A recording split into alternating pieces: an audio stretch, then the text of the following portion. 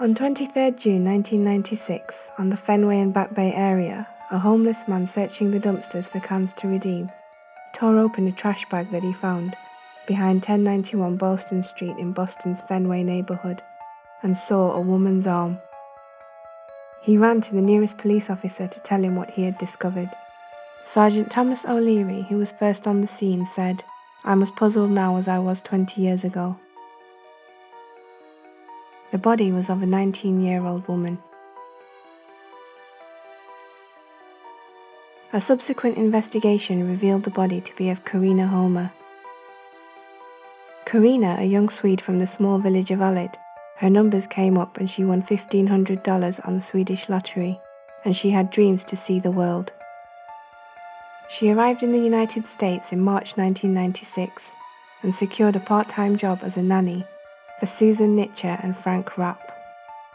She would travel to Boston on the weekends to work as an au pair. Whilst in Boston, she would stay at Rapp's apartment. Karina's body had been cut clean in half, and the bottom half of her torso was nowhere to be found. She had been strangled, tortured, and possibly sexually assaulted, but there was no way to be certain without the rest of her body. Her body had been thoroughly washed, and her makeup had been removed before she had been placed into the garbage bag. Investigators stated she lacked any physical DNA evidence that could be used to trace the killer. However, they confirmed they had found one partial fingerprint from the top of the garbage bag and rope marks around her neck. Investigators soon pieced together Karina's moments since her arrival in Boston on Friday, 21st June 1996. Undisclosed local CCTV footage and over 300 witness statements placed Karina at Boston's Theatre District in a popular nightclub called Zanzibar some 12 hours earlier. Witnesses reported she was extremely intoxicated and she had passed out in the club's restroom.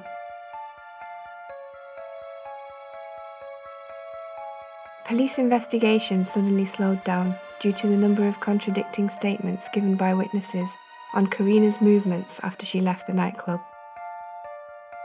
Some say they saw her on the intersection of Boylston and Tremont Street, dancing for a homeless man. Others allege she was forced into a car, and some say she took a cab home. Police attention was quickly diverted to Karina's employers, Rapp and Nitcher. Police officers who attended the Rapp's Dover home stated that when they arrived, their trash can was on fire. A laboratory investigation of the trash can concluded that there was no blood or remains that would link Rapp and Nitcher to the crime. CCTV evidence zeroed in on an Andover man who witnesses say offered Karina a lift home from the club. The man, Herb Whitten, was quickly cleared of any suspicion.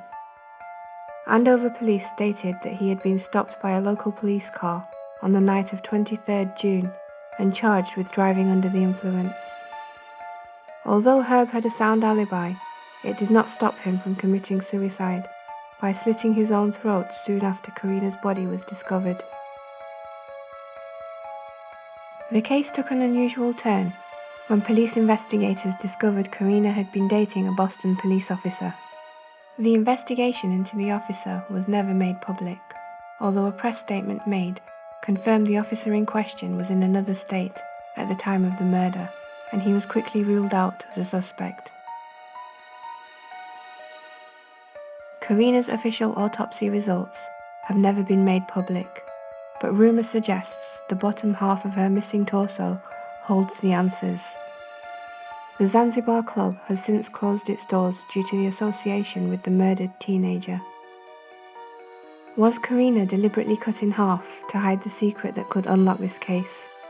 If so, where is the bottom half of the body? Was Karina cut in half simply to ease transporting of her body? Was her body dumped into two different trash cans? Is the bottom half of her body in a Boston landfill somewhere?